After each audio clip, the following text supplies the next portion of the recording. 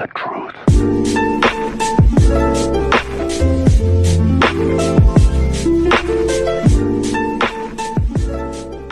What's up, guys? Welcome back to today's video. Today we got Life Through My Eyes Part 4. And actually for R. Kelly, don't mess up the thumbnail. Anyways, big round of merch is available for 11 more days. Go get it while you can. Link is in bio. And also, I love you. Thanks for the support. Thanks for the feedback on these videos. I really appreciate it. It really means the world to me that you guys are actually watching these. Really, it really is. Anyways, let's get into the video. So, the years are 2011 and 2013.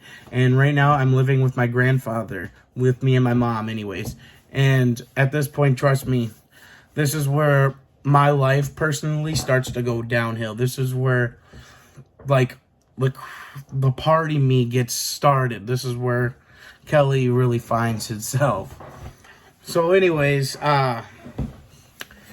we were living with my grandfather. So I was just in the beginning of my prime.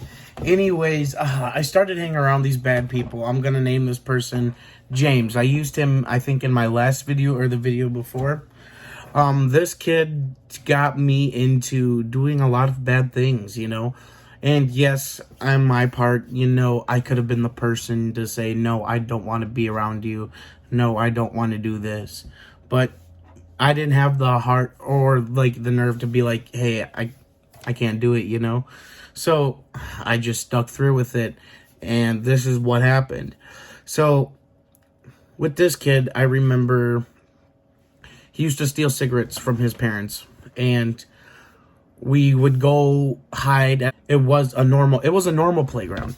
Anyways, we would go there and we would go, like, sit on the slide or something and smoke our cigarette, you know? And then we'd go ride our bikes and do what we normally did as kids.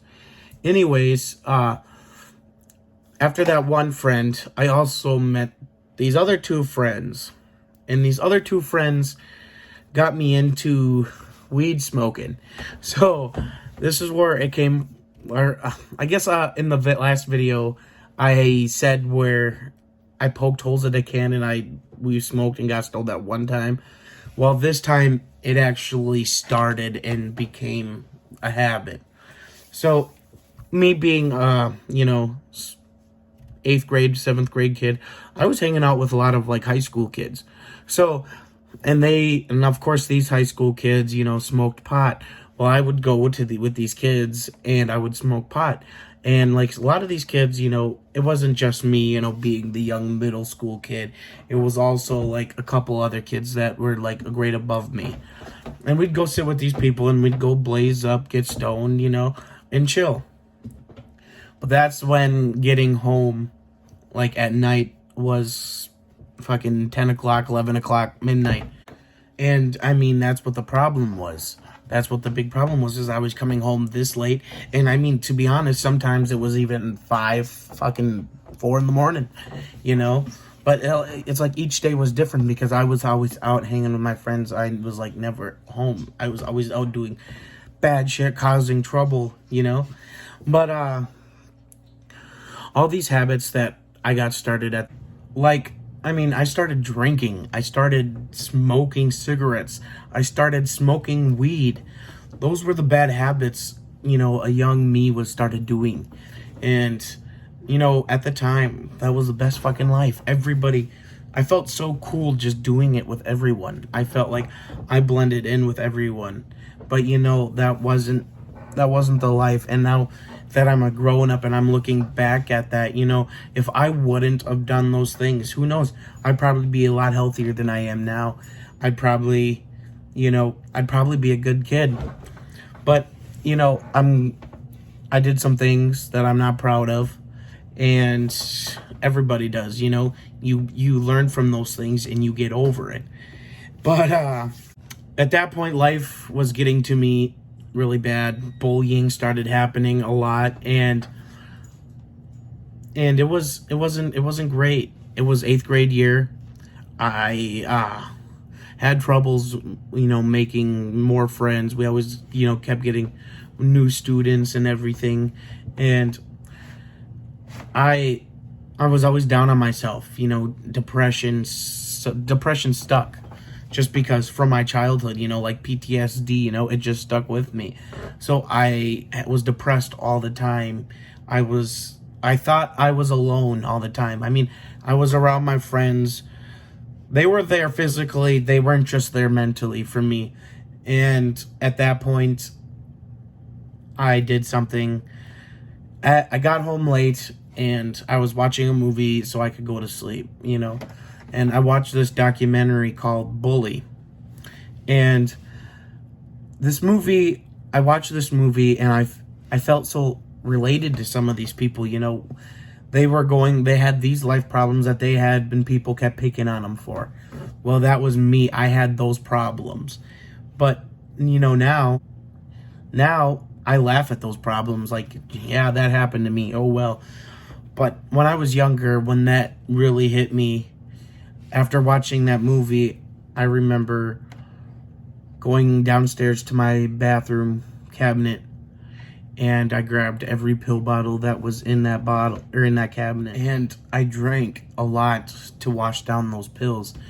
And what I can remember of that night that happened to me was I remember standing up completely. I would stand up, I could walk if I looked down, but then if I looked straight up, my eyes would black out and I'd collapse. And then I remember standing back up, looking down, walking. I remember looking outside the sliding door that we had in the kitchen, looking outside, and then I looked up again, collapsed straight again. I don't remember falling, hitting the ground. I remember coming to, and my ass was wet. I remember I tried to grab a pillow and suffocate myself with it, just to try and get the deed done faster. And it didn't help. Anyways, before I took those pills, I wrote my suicide letter, gave it to my mom because I was hoping, it would have happened. I would have died, but it didn't work. And I ended up going to bed that night, sick to my stomach. And I remember the next day not going to school because of it, giving my mom my suicide letter and told her, I said, hey, this happened last night, just so you're aware. And she'd go get me food, and anything I ate, threw right back up. Standing up straight, looking straight up, I was fine doing that. I wouldn't collapse or nothing. And I never went and got my stomach pumped. I never went and did nothing because, my mom was, no, I don't want to do that. You don't need that. So I didn't go get it done. From that point on, growing up with life after doing that, I have learned that, better things will come out of life. I always thought that I was God didn't take me, He left me here because He knew that there was a chance for me to become a better person and a chance for me to overcome what was really going on.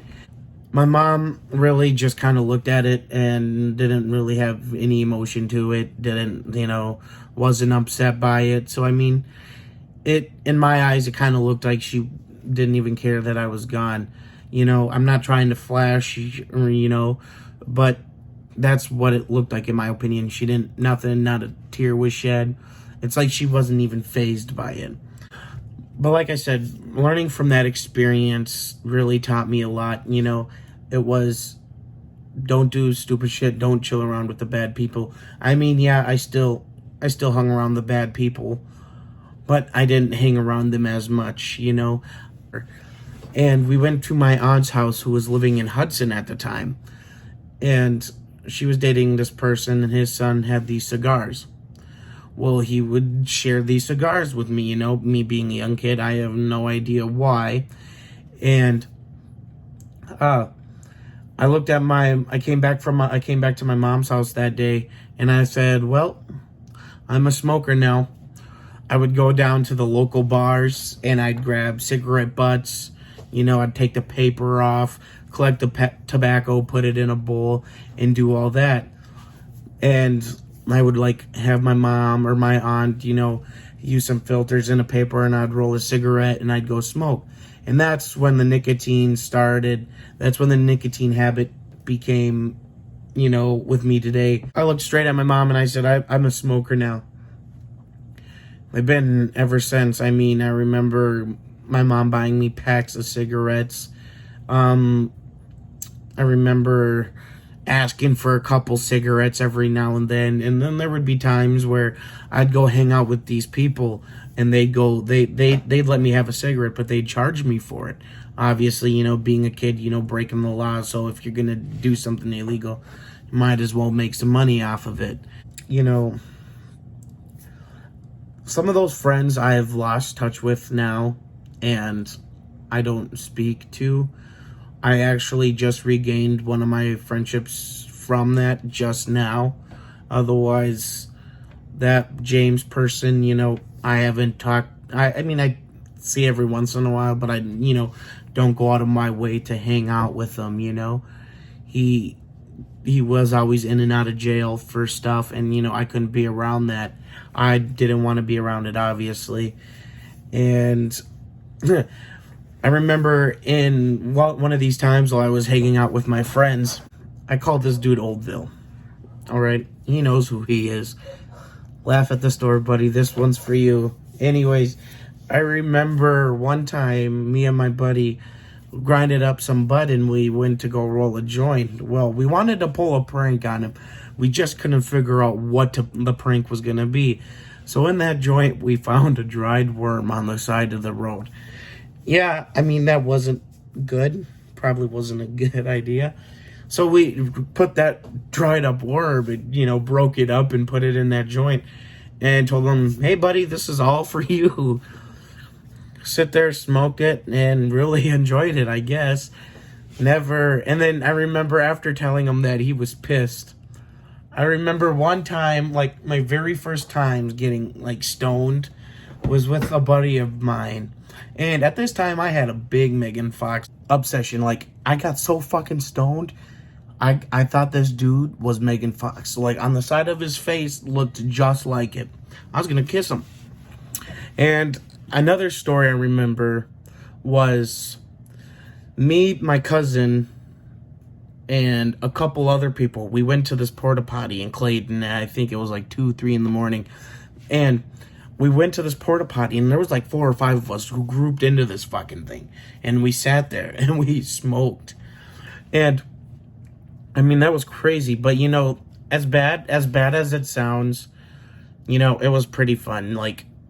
Just the, not the drugging or, the drinking. That was fun, too, but it wasn't fun, just running around with your friends, doing all this cool stuff. We'd go out and play Ding Dong Ditch even. That's how fun it was. And it was great. And, that's just the small things I miss about that town and being that age again. And it was, it was fun. But this concludes our story for today. And don't forget, Big Rhonda merch is available. Link in bio. I will see you on Wednesday for part 5. Much love, guys. Mwah.